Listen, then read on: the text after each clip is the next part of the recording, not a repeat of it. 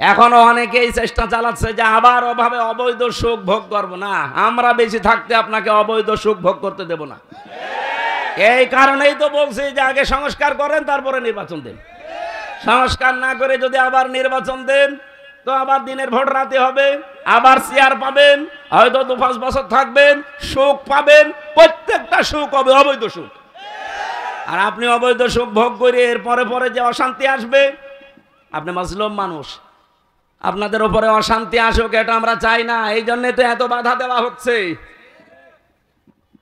আমার কথার অর্থ যদি না বুঝে থাকেন হাত তোলেন তো। এলাকার মানুষ তো চালাক আছে। সারা দেশে আমরা এটা চাই, অবৈধ সুখ আমরা সামনে কাউকে ভোগ করতে দেব না, নিজেরাও ভোগ করব না। যারা এই যে পরকীয়া প্রেম করেন সুখ পান না নাকি? এলাকায় সব নেই, অনেকে 180 মাইল বেগে চালাচ্ছে। যারা এই লাইনে আছেন, এই সুখ এই শান্তি যদি একটা অবৈধ সুখ পান, কয়টা অশান্তি আসবে দুনিয়ায়? সুতরাং এরকম লাইনে যারা আছেন, মা বোনেরাও যদি থাকেন, এক্ষুনি ওই মোবাইল নাম্বার ডিলিট করে দিন যে আমি এই অবৈধ সুখে আর নেই। যারা রাজি আছেন হাত তোলেন তো। আরে আল্লাহ, দাঁড়িয়ে এলাম মানুষ। আপনি কার সাথে লাইন আছে আপনার? না, আমি হাসির জন্য বলি নাই। আপনারা হাত তুললেন কোন কারণে ভাই? এলাকায় এসব লাইন ঘাট চলছে। যারা অবৈধ কাজে আছেন এই মুহূর্তে থেমে যান। কোন কারণে আপনি অন্যের স্ত্রীর সাথে, অন্যের মেয়ের সাথে লাইন করবেন? আপনার নিজের বৈধ স্ত্রী থাকতে আপনার স্ত্রীর ভেতরে যা আছে অন্য মেয়ে লোকের ভেতরে বেশি কিছু আছে? বলেন কোন কারণে অবৈধ কাজ করা লাগবে? বলেন না শান্তি পাই। শান্তি আপনার নিজের আসল বৈধ জায়গায় নেই। অনেকের প্রশ্ন যে বৈধ জায়গায় শান্তি পাওয়া যায় না কারণ ওরা মন মতো চলে না। এইটা মেয়েদের দোষ। সম্মানিত মা বোনেরা, শুধু নামাজ পড়া, রোজা রাখা, কালো বোরকা পরা ইবাদত না। স্বামী আপনাকে যেই সুরতে দেখতে চায় ঘরের ভেতরে, ওই সুরতে থাকা ইবাদত। আপনার স্বামী যদি মন মানসিকতা এমন হয় যে আপনাকে খোলামেলা দেখতে চাই, থাকবেন খোলামেলা, কোনো অসুবিধা নেই। যদি বলে হাঁটা কাটা ব্লাউজ গায়ে দিলে ভালো লাগে, আপনি তাই গায়ে দেবেন। হযরতে খাদিজাতুল কুবরার জীবনী পড়েছি। জীবনে কোনোদিন এক ওয়াক্ত নামাজ পড়েননি, একটা রোজা রাখেননি, একদিনের জন্য তিনি পর্দায় ছিলেন না। অথচ আল্লাহ নিজে তাকে সালাম দিয়েছে জীবিত অবস্থায়। জান্নাতে ঘর বানিয়ে তার জন্য আল্লাহ পাঠিয়েছে, সুসংবাদ দিয়েছে। পুরা জীবনী তার আমি পড়ে দিয়ে গেছি।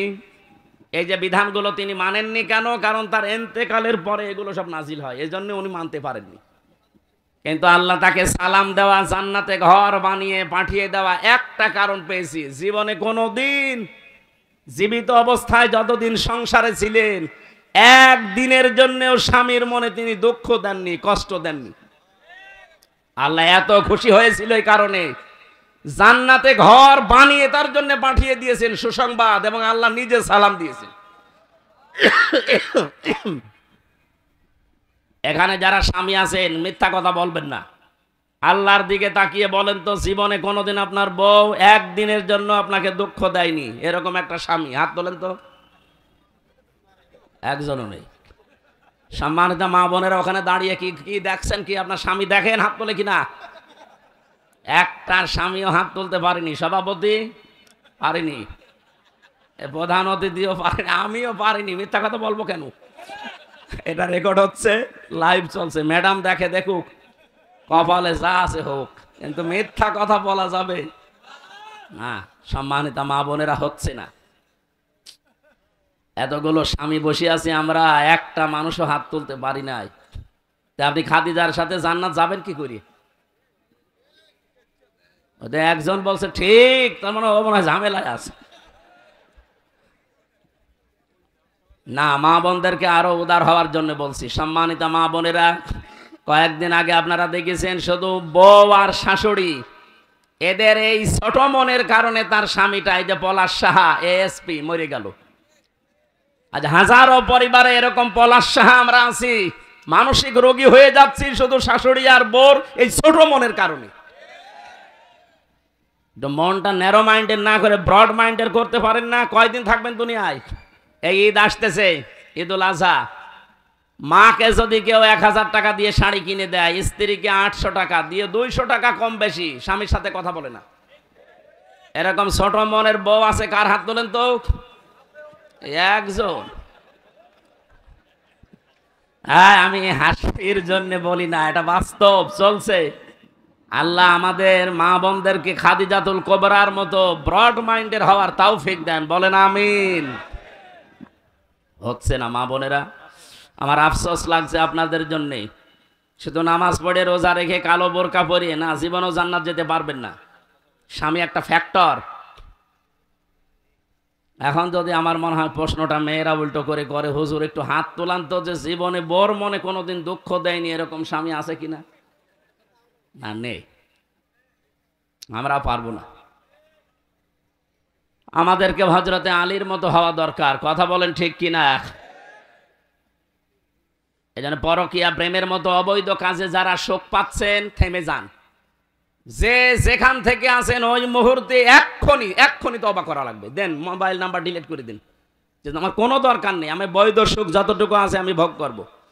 তাহলে আমার কথা ছিল, দুনিয়ায় একটা অবৈধ সুখ কেউ ভোগ করলে তার জন্য সাথে সাথে অশান্তি দুঃখ ভোগ করা লাগবে কয়টা? আমি যে হাদিস পড়েছিলাম মুসলিম শরীফের, বিশ্বনবী জানিয়েছেন, মানিদ্দা মা লাইসা লাহু ফালাইসা মিন্না ওয়ালিয়াতাবাওয়া মাকআদাহু মিনান নার।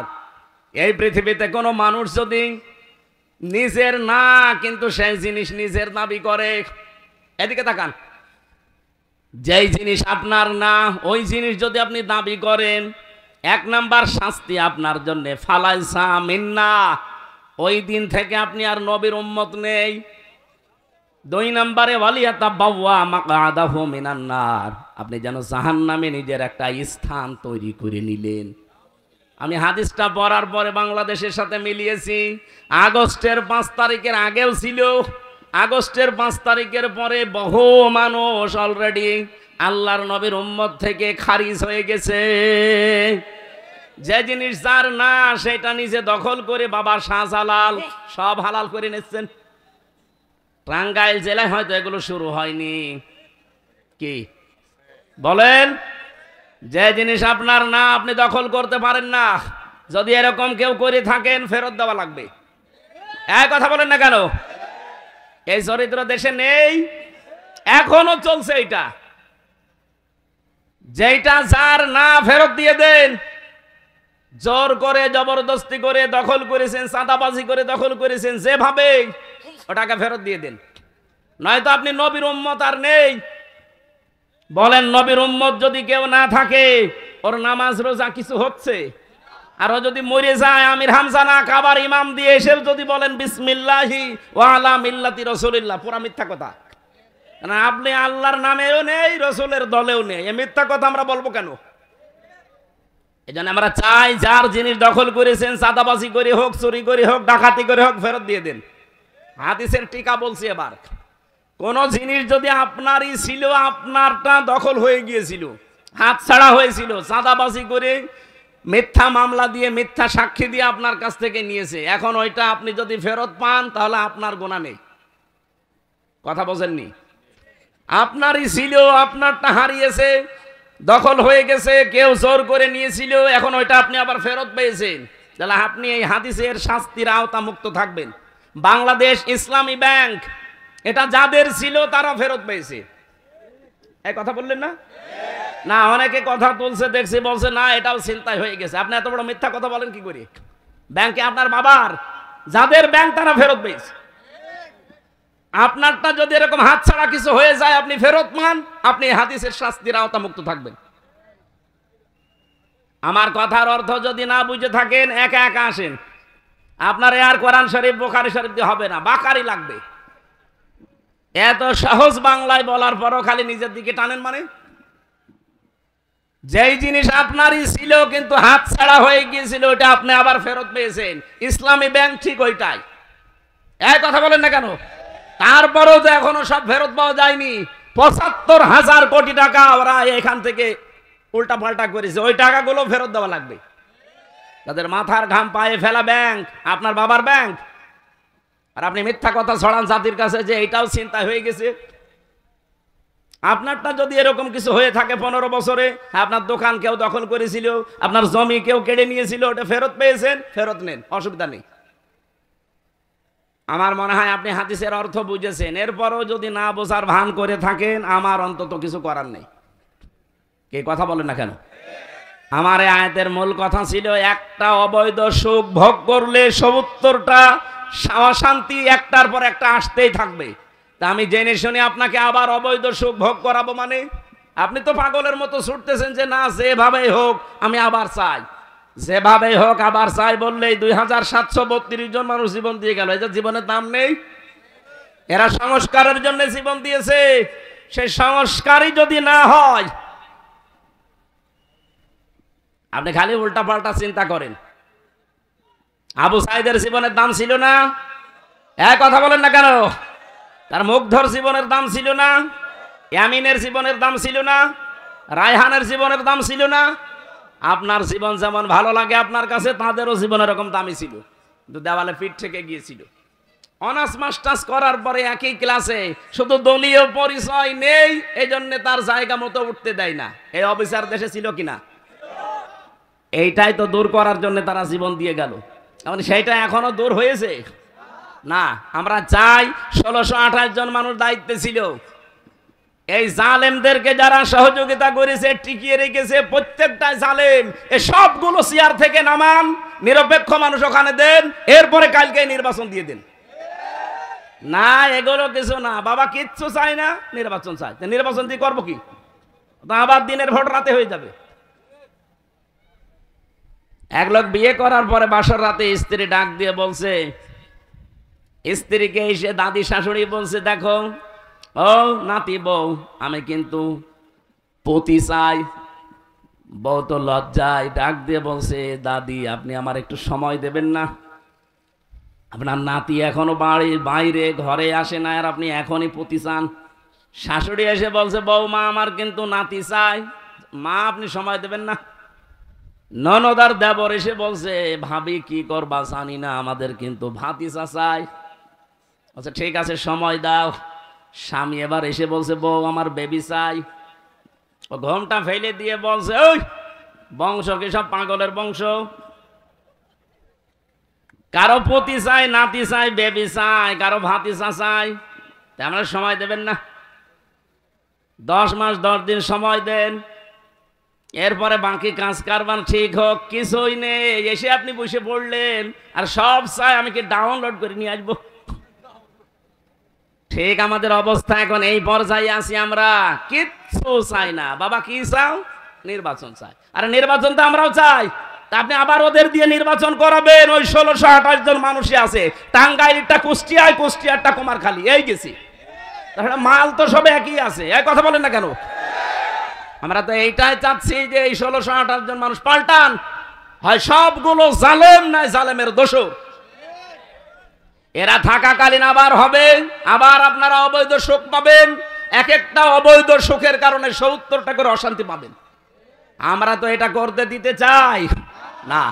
এই কারণে আজকের তেলাওয়াত কিন্তু আয়াতটা পড়লাম, সূরা আলে ইমরান 104 নম্বর আয়াত। আল্লাহ বলেন, অলতাকুম মিনকুম, তাকিদ দিয়েছেন, অবশ্যই তোমাদের ভেতরে একটা দল থাকতেই হবে। শুধু থাকতে হবে না, থাকতেই হবে। 14টা দল না, মিনকুম উম্মাতুন, এটা একটা দলের কথা, আলিফ লাম দেয়নি, তাহলে দলটি হতো। আল্লাহ বলেন উম্মাতুন মানে একটা দল, মাস্ট বি, তোমাদের ভেতরে একটা দল থাকতেই হবে। কি করবে সেই দলের মানুষেরা? ইয়াদউনা ইলাল খায়র, তারা ভালো কাজে ডাকবে। এখন ভালো কাজ কি? বাংলাদেশে তো এই শব্দটা নিয়ে ভেজাল আছে। ভালো কাজ আমরা মনে করি মসজিদে আসেন, একটু সেজদা দেন, জীবন চিল্লায় চলে যায়, চলেন, ভালো কাজ হয়ে গেল না।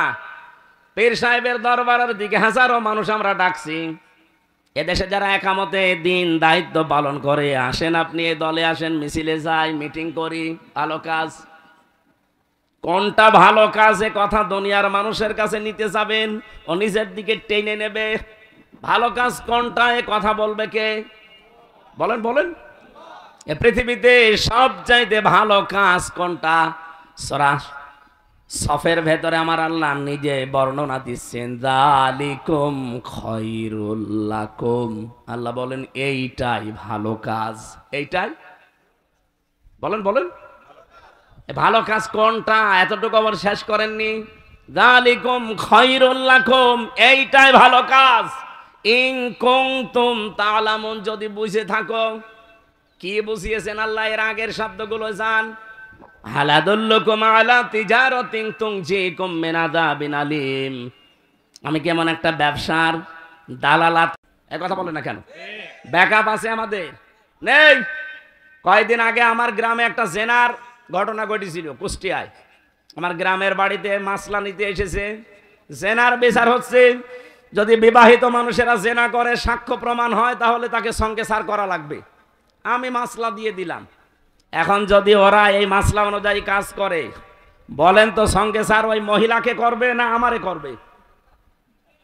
পুলিশে বলবে "এই, মাসলা দেওয়া পর্যন্ত ঠিক আছে, আপনি কেন ওই কার্যকর করতে গেলেন? আসেন, সঙ্গে স্যার ওই লোক না, আপনারে করা লাগবে। কারণ আমার পেছনে কোনো ব্যাকআপ আছে, কোনো সিআর আছে। আমরা তো ওইটা চাচ্ছি। কোরআনে কারিমে আল্লাহ 500 আয়াত দিয়েছেন শরীয়তের বিধান, একটাও এদেশে চলে না। কোন মানুষের মাথা গরম হয় না, মাথা খারাপ নেই, টেনশনও নেই। আমরা এইটা চাচ্ছি ভাই। আপনি যদি রাজনীতি মনে করেন এটা কি, হ্যাঁ এটাই আমার রাজনীতি, এটাকে কেউ যদি মনে করেন দুনিয়ার কাজ, এইটাই আমার দুনিয়ার কাজ। আপনার যা মনে হয় হোক। আউলাইকা হুমুল মুফলিহুন, আল্লাহ বলেন এরাই সফল কাম।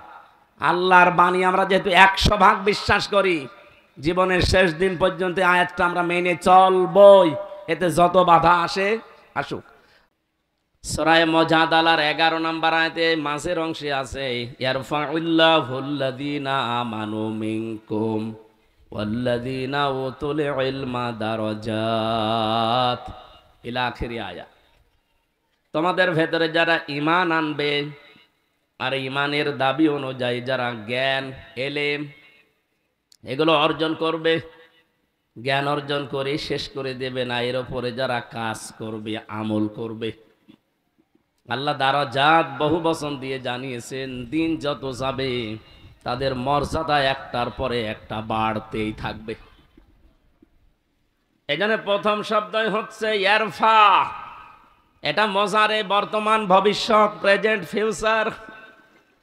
টাঙ্গাইল বাসে খুব খেয়াল করে দেখেন তো, কোরআনের আয়াতে আল্লাহ দিয়েছিলেন যে দিন যত যাবে তাদের মর্যাদা আল্লাহ বাড়াতেই থাকবে, না শুধু বাড়িয়ে শেষ করে দেবে, বাড়াতেই থাকবে। দুইটা কাল আছে এর ভেতরে। এদের বাস্তব প্রমাণ এখন এই পৃথিবীতে যারা ঈমান আনার পরে, এলেম জ্ঞান পাওয়ার পরে তার উপরে কাজ করেছি। আমি কয়েকজনের নাম বলছি, আপনি দেখেন তো মেলে কিনা। শহীদ আল্লামা দেলাওয়ার হোসাইন সাইদি রহমতুল্লাহ আলাইহ, এই কথা বললেন না? মুফতি ফজলুল হক আমিনী রহমতুল্লাহ আলাইহ, এই দুইজনের নামই বললাম। বলেন এই মানুষগুলো দিন যত যায় তাদের মর্যাদা পৃথিবীর মানুষের কাছে কমে না বাড়ে? আপনি কি মনে করেন, ঈমান আনার পরে যদি কোনো মানুষ এলেম অনুযায়ী, জ্ঞান অনুযায়ী কাজ করতে পারে, দিন যত যাবে তার জীবনে তত সম্মান বাড়তে থাকবে। ঈমান অনুযায়ী যদি আমল না করে, এলেম অনুযায়ী, ঈমান এনেছে, এলেমও পেয়েছে, কিন্তু তার জ্ঞান অনুযায়ী, যোগ্যতা অনুযায়ী সে কাজ করেনি, দিন যত যাবে পৃথিবীর জমিনে তার সম্মান বাড়া দূরের কথা, আরো ঘৃণা তৈরি হবে। এর বাস্তব প্রমাণ বাংলাদেশে মাওলানা ফরিদউদ্দিন মাসুদ। এক কথা বলছেন কেন? আপনি মিলান, লোকটার ঈমান আছে, জ্ঞানও আছে, কিন্তু জ্ঞান অনুযায়ী কাজ করে নাই। এরকম বহু আলেম দেশে আমরা পেয়েছি যারা জ্ঞান অনুযায়ী, এলেম অনুযায়ী আমল করে নাই, কাজ করে নাই, দিন যত যায় পৃথিবীর জমিনে তাদের সম্মান বাড়া না কমতে থাকে। এই জন্য আমাদের সম্মান, মর্যাদা নির্ভর করছে এই দুইটার উপরে। ঈমান আনা লাগবে, আর ঈমানটা হওয়া লাগবে নির্ভেজাল। আমাদের ঈমান যাদের আছে, এটা কি নির্ভেজাল আছে? এখন এই যে যারা লক্ষ মানুষেরা কাবায় যাচ্ছে, আল্লাহ পাক বলেন ইন্না আউওয়ালা বাইতি উযিআ লিন-নাস লাল্লাযী বিবাক্কাতা মুবারাকা ওয়া হুদাল লিল আলামিন ফীহি আয়াতুম বায়্যিনাতুম মাকামু ইব্রাহিম ওমান দাখালাহু কানা আমিনা। সূরা আলে ইমরানের ভেতরে আছে, কোন মানুষ যদি কাবায় প্রবেশ করে তাকে নিরাপত্তা দিয়ে কে? বলেন, জোরে বলে।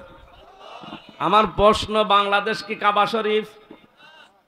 এই আওয়াজ হয় কিসের? বাতাস কোন দিকে? ফ্যানের বাতাস এটা একটু ঘুরিয়ে দেন তো স্যার, হালকা ঘুরিয়ে দেন, দেন আর একটু ঘোরান। কই, তারপরেও তো কমে না। যেটা আছে আগে বন্ধ করেন ভাই, কিছু লাগবে না, দরকার ওই দিকে ঘুরিয়ে দেন, দেন, ঠিক আছে। তারপরেও আওয়াজ যেন না হয়। আর এখান থেকে জানতো কেউ এখানে চলাফেরাও করবেন না, ভালো করে শোনেন। আল্লাহ যে বললেন যারা কাবায় প্রবেশ করে তাদেরকে নিরাপত্তা দেয় কে? বাংলাদেশ কি কাবা শরীফ? তাহলে এই ৫৬,০০০ বর্গ মাইল এটা নিরাপত্তার চাদরে পরিবেষ্টন করা লাগবে না? আমরা নিরাপত্তায় আছি? মনে করছে যে আগস্টের ৫ তারিখের পর থেকে সব হয়ে গেছে। কে বলিস আপনাকে? আগে কথা বলতে দিত না, আর এখন কথা বললে শোনে না। বিষয়টা আগের চাইতে এখন আরো জটিল। আগে তো মুখে তালাবদ্ধ, কথা বলতেই পারতাম না, আর এখন কথা বললেও শোনে না।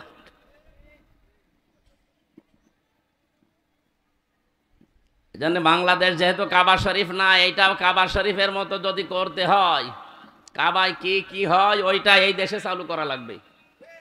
কি হয় কাবায়? কাবার এরিয়ার ভেতরে ১ নাম্বার কাজ, সেখানে শিরিক নেই। এক কথা বোঝেন কিনা বলে? কাবার এরিয়ার ভেতরে শিরিক আছে। তাহলে বাংলাদেশ যদি নিরাপত্তা দিতে হয়, চীনের নিরাপত্তায় হবে না, আমেরিকার নিরাপত্তায় হবে, রাশিয়ার নিরাপত্তায় হবে, আমাদের দাদাদের নিরাপত্তায় হবে। নিরাপত্তা লাগবে কার? আল্লাহ নিরাপত্তা দেয় কখন?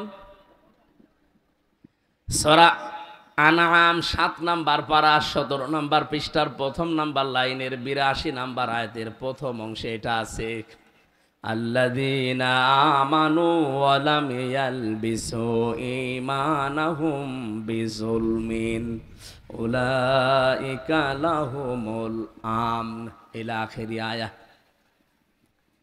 আল্লাহ পাক বলেন পৃথিবীতে যারা ঈমান আনে আর ঈমানের সাথে জুলুম মিশ্রণ করে না, এখানে জুলুম মানে শিরিক, তাদের ঈমানের সাথে যদি কেউ শিরিক মিশ্রণ না করে, ওই এলাকার জন্য উলাইকা দিয়েছেন।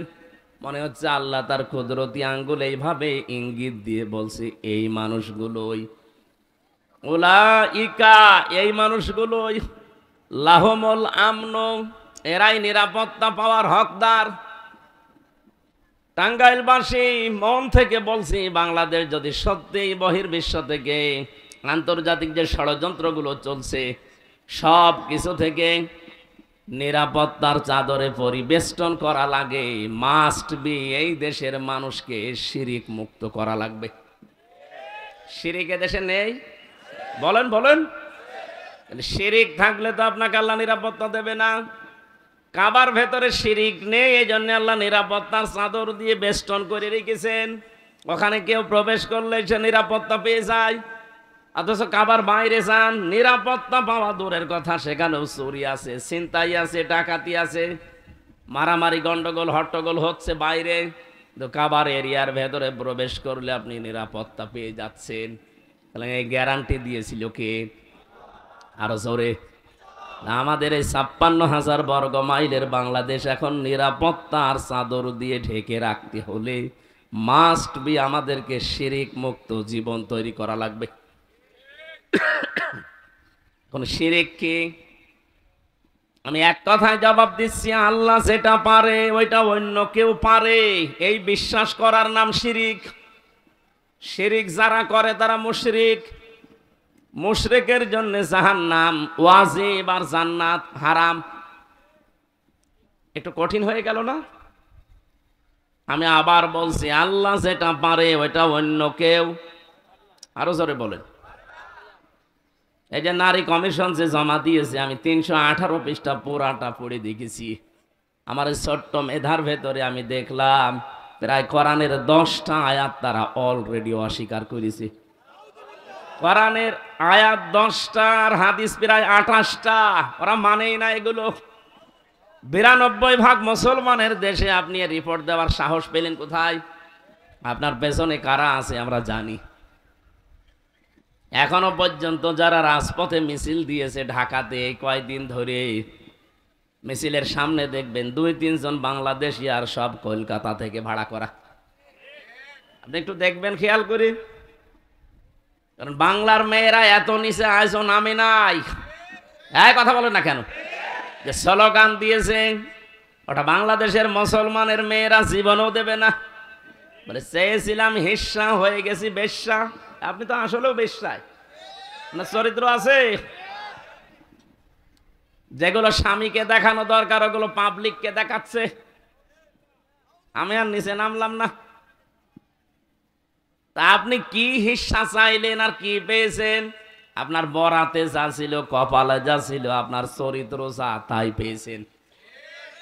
ওগুলো তো জনগণের জন্য দেখানোর জিনিস না। দেখানোর জিনিস যেখানে সেখানে দেখায় না, উল্টা পাল্টা জায়গায় দেখিয়ে বেড়াচ্ছে। আপনার গোপন অঙ্গগুলো কেন জনগণকে দেখান? আমি একটা একটা করে প্রথম পারিবারিক জীবনে ওরা হাত দিয়েছে, এরপরে হাত দিয়েছে আমাদের সবচাইতে বড় জায়গা যেটা, ওরা বলে দেহ আমার, সিদ্ধান্ত আমার। আপনি কোথায় পেয়েছেন এটা? কোরআনে কারিমের প্রায় 918 জায়গায় আয়াতের বিরুদ্ধে ওরা কথা বলেছে। আলা লাহুল খালকু ওয়াল আমরু, আল্লাহ বলেন এই জমিন আমি বানিয়েছি, এখানে সিদ্ধান্ত চলবে আমার। আর ওরা বলছে দেহ আমার, সিদ্ধান্ত আমার। দেহ আপনার মানে আপনার বাবা মা এ দেহর মালিক না। আপনার বাবা মা শুধু বিছানায় ছিল, এতটুকুই শেষ। বাকি ওই বীর্য থেকে হামজা পর্যন্ত বানিয়েছে কে? দেহ আপনার হয় কি করে? দেহ আল্লাহ বানিয়েছে, সিদ্ধান্ত দেহের উপরে চলবে কার? আরো জোরে। দেহ আপনার, সিদ্ধান্ত আপনার। এ কথা শিরিক। এই শিরিক বাংলাদেশে চলতে দেওয়া যাবে? আয়াতের দ্বিতীয় ব্যাখ্যা হচ্ছে জমিন আল্লাহর, আইন চলবে আল্লাহর। আয়াতের বিরুদ্ধে যদি কেউ অবস্থান নেয় যে জমিন আল্লাহর, সিদ্ধান্ত চলবে বাবার, জমিন আল্লাহর, সিদ্ধান্ত চলবে চাচার, জমিন আল্লাহর, সিদ্ধান্ত চলবে স্বামীর, আল্লাহর কসম আপনি আল্লাহর সাথে শিরিক করলেন। আর এই শিরিক অনেকে বুঝে আর না বুঝে করছে। আমরা তো এটা হতে দিতে পারি না। 92% মুসলমান আমরা এই দেশে আছি, জীবন চলে যাবে। এই দেশকে আমরা কাবার মতো নিরাপত্তা দিতে চাই। বলেন না কেন? যতদিন আমরা আছি জীবনে এখানে কোনো শিরিক প্রকাশ্যে গোপনে চলতে দেওয়া যাবে? যাবে? যারা করছেন তাদেরকে এই জন্য বোঝাচ্ছি, চীন, আমেরিকা, জাপান, রাশিয়া আমাদের নিরাপত্তা দিতে পারবে না। তাদেরই নিরাপত্তার গ্যারান্টি নেই। নিরাপত্তা দিতে পারে বলেন তো কে? ইয়াকুলুনা হাল্লানা মিনাল আমরি মিন শাইইন কুল ইন্নাল আমরা কুল্লাহু লিল্লাহ। সূরা আলে ইমরান 154 নম্বর আয়াতের মাঝের অংশে আছে।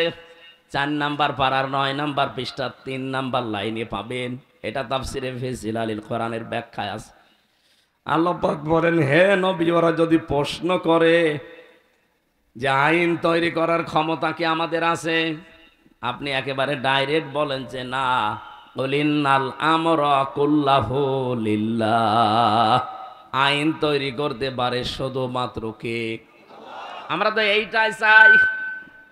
এই কথা বললে আপনার কাছে রাজনীতি মনে হয় হোক। 54 বছর ধরে এক কথা মানুষকে বোঝানো হয় যে জমিন আল্লাহর, আইন চলবে আল্লাহর।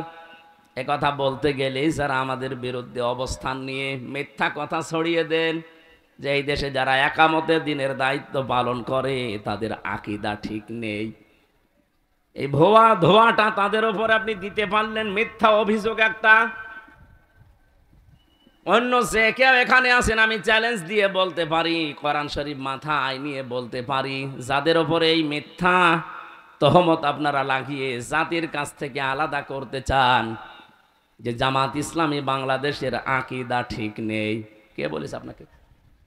জামাত ইসলামী বাংলাদেশের আকীদা হচ্ছে জমিন আল্লাহর, আইন চলবে আল্লাহর। এর বাইরে যদি জামাত ইসলামের আকীদা থাকে আমি এক্ষুনি এখান থেকে চলে যাব। যদি কেউ জামাতের এখানে থাকে জিজ্ঞাসা করেন তো, জমিন আল্লাহর, আইন চলবে মওদুদির, বলেন। আপনি কোন কারণে মিথ্যা তহমত দিতে আছেন এতদিন? যতগুলো অভিযোগ করা হয়েছে তাদের বিরুদ্ধে পুলিশের মতো টুপি দেওয়া, মুখে একটারও দাড়ি নেই, তাহলে এটা আপনি নিয়ে আসলেন কোন জায়গা থেকে? তার মানে এই মিথ্যা তহমতটা একামতে দিনের ওপরে চালিয়ে এই 54 বছর বাংলাদেশের মানুষকে আসল ইসলাম থেকে দূরে রেখেছিল। আমি চ্যালেঞ্জ দিয়ে বলতে পারি, আল্লাহর কসম, জামাতের আকীদা আইন আল্লাহর, জমিনও আল্লাহর। এর বাইরে আকীদা থাকলে আপনি এই মুহূর্তে জামাত থেকে চলে যান। এই মিথ্যা তহমত আর দেওয়া যাবে না। অমাইয়াকসিব খাতিয়াতান আও ইসমান সুম্মা ইয়ারমি বিহি বারিয়ান ফাকাদ দিহতামালা বুহতানা ওয়া ইসমাম মুবিনা। সূরা নিসা 5 নম্বর পারা 15 নম্বর পৃষ্ঠা 10 নম্বর লাইনের 112 নম্বর আয়াত। আমি যত তাফসীর পড়েছি আয়াতের সাথে সব মুফাসসির এক কথাই লিখেছেন। এই ভালো করে শুনেন, আল্লাহ পাক বলেন দুনিয়াতে এমন মানুষ অনেক আছে নিজেরা অন্যায় করে, অপরাধ করে, নিজেরা দোষ করে। আরে দোষটা যখন হয়ে যায়, অপরাধটা সংগঠিত হয়, তখন একটা ভালো মানুষের মাথার উপরে দোষটা চাপিয়ে নিজে ভালো সাজে। এই অপরাধ বাংলাদেশে নেই? বলেন বলেন। আল্লাহর ঘোষণা ছিল ফাকাদ দিহতামালা বুহতানা ওয়া ইসমাম মুবিনা। সে যেন নিজে প্রকাশ্য পাপের বোঝা বহন করে নিয়ে বেড়াচ্ছে। আর যুদ্ধ অপরাধীর নাম দিয়ে, রাজাকারের নাম দিয়ে, আকীদা ঠিক নেই এই নাম দিয়ে যা করেছেন আল্লাহ ঠিক ওইগুলো আপনার মাথার উপরে চাপিয়ে দিচ্ছে।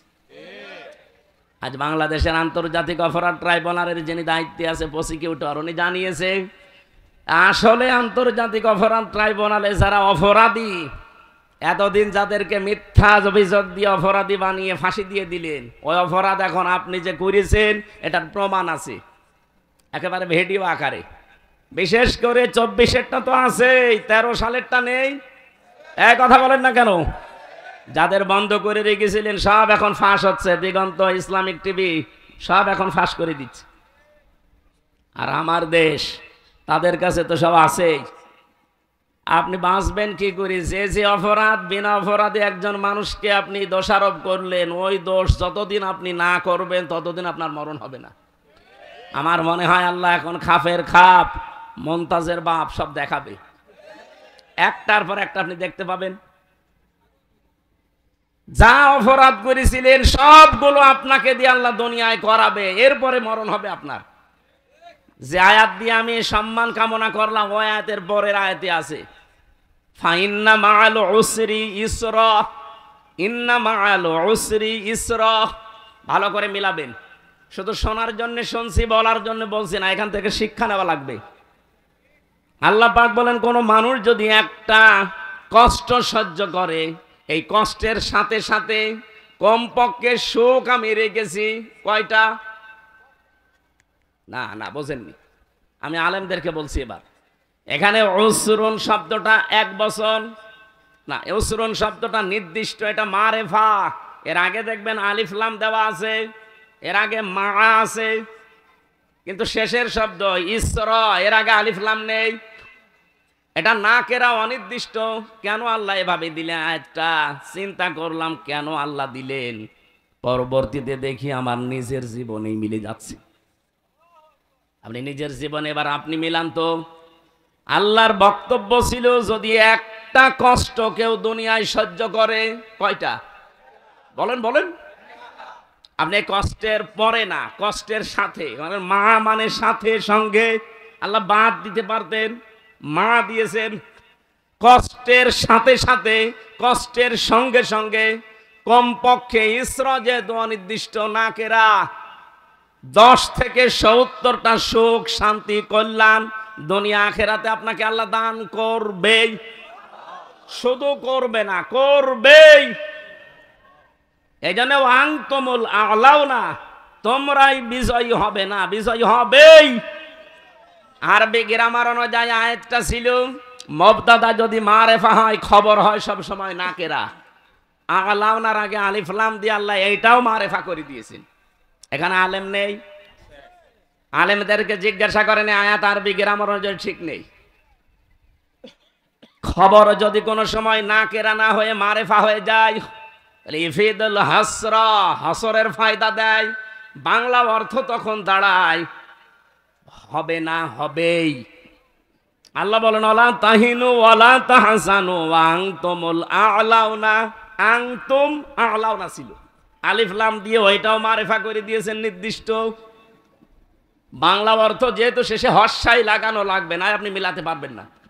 আল্লাহ বলেন কোনো ভয় নেই, কোনো চিন্তা নেই, দুঃখ করার অবকাশ নেই, বিজয়ী তোমরা হবেই।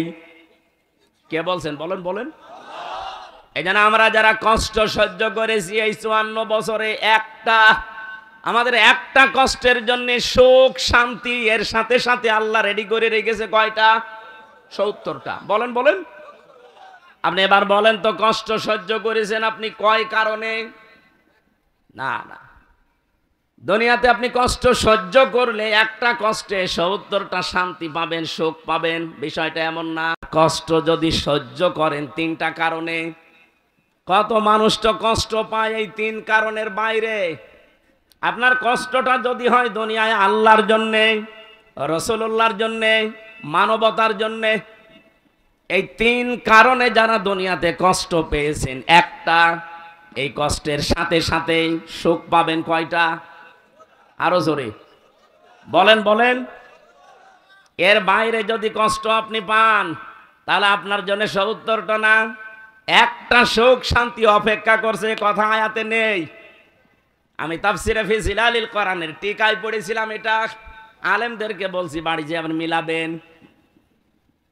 বলেন বাংলাদেশে এই 3টা কারণে যারা আমরা কষ্ট পেয়েছি, এখনো পাচ্ছি, আমাদের জন্য আল্লাহ সুখ এর পরে পরে অপেক্ষা করাচ্ছেন কমপক্ষে 70টা। এই 3টা কারণের বাইরে যারা কষ্ট পেয়েছেন, বলেন তো হাসিনা যেদিন চলে যায় কষ্ট পায়নি? আল্লাহর জন্যে, রাসূলুল্লাহর জন্যে, মানবতার জন্যে, কিসের জন্যে? অপরাধের জন্যে। বলেন না কেন? কে কষ্ট পেয়েছিল ওই দিন? কাঁদছিল, মনে আছে স্বামী মরে গেছে। আমি তো এর আগে জীবনে এভাবে কাঁদতে দেখিনি। কি কন্দন আগস্টের 5 তারিখে, তার মানে কষ্ট না পেলে কাঁদতো। এই কথা বললেন না? কষ্ট পেয়েছে, কষ্টের কারণে কান্না করেছে, এই কষ্টের সাথে আল্লাহ সুখ দেবে না। আপনার কষ্ট হওয়া লাগবে আল্লাহর জন্যে, রাসূলুল্লাহর জন্যে, মানবতার জন্যে। আপনি এবার মিলান, আপনি জীবনে আসলে এই 3টা কারণে কষ্ট পেয়েছেন। সিস্টেম অপর পৃষ্ঠায় দেখুন, পরের আয়াত আল্লাহ যেহেতু রিপিট করেছেন, ইন্না মা'আল উসরি ইসরা। এর আগে আল্লাহ ইন্না লাগিয়েছেন। কোরআনের প্রতিটি শব্দ গবেষণামূলক। কোন শব্দের চিন্তা ভাবনা যদি সত্যি আপনি করতে পারেন, একটা শব্দই আপনাকে জান্নাতে নিয়ে চলে যাবে। আমি চিন্তা করলাম কেন আল্লাহ রিপিট করলেন আয়াতটা, আবার ঠিক একই কায়দায় দিয়েছেন। আগেরটা শুনি আমরা অনেকেই খুশি, কিন্তু পরে যে আর একটা ঝামেলা আছে। কোন মানুষ যদি ঠিক এই কায়দায় দুনিয়াতে একটা সুখ ভোগ করে, কয়টা? বলেন বলেন। আপনার সুখ যদি একটা ভোগ করেন, ওই সুখটা শান্তিটা যদি হয় অবৈধ সুখ, একটা অবৈধ সুখের কারণে কমপক্ষে 70টা অশান্তি ভোগ করবেন। এই 15 বছরে যারা দায়িত্বে ছিল, বলেন তো এরা কি বৈধ সুখ পেয়েছে না অবৈধ? আমি নিজে তো সাক্ষী। আমার 33 বছর বয়স, এখন 92-তে আমার জন্ম। 18 বছর থেকে যদি ভোট দিতে আরম্ভ করতাম, 3 বার ভোট দিতে পারতাম, একবারও পারি নাই। তার মানে যারা দায়িত্বে ছিল, আমি নিজেরটা বলছি, আপনারটা আপনি হিসাব করেন, ওরা অবৈধ ছিল। এক কথা বলা লাগবে, অবৈধ থেকে কি সুখ পায়নি? বলছিলেন না উনি যে কত কোটি টাকা বাইরে পাঠিয়েছে, কত সুখে ছিল তারা, আপনি বলেন। যত সুখ যত শান্তি পেয়েছে, প্রতিটা সুখ প্রতিটা শান্তি ছিল বৈধ না অবৈধ? আর এক একটা অবৈধ সুখ ভোগ করার কারণে কতগুলো অশান্তি ভোগ করা লাগবে। এই 15 বছরে যদি 50টা সুখ ভোগ করে থাকেন, কয়টা বলেন বলেন? প্রত্যেকটা সুখ ছিল বৈধ না অবৈধ?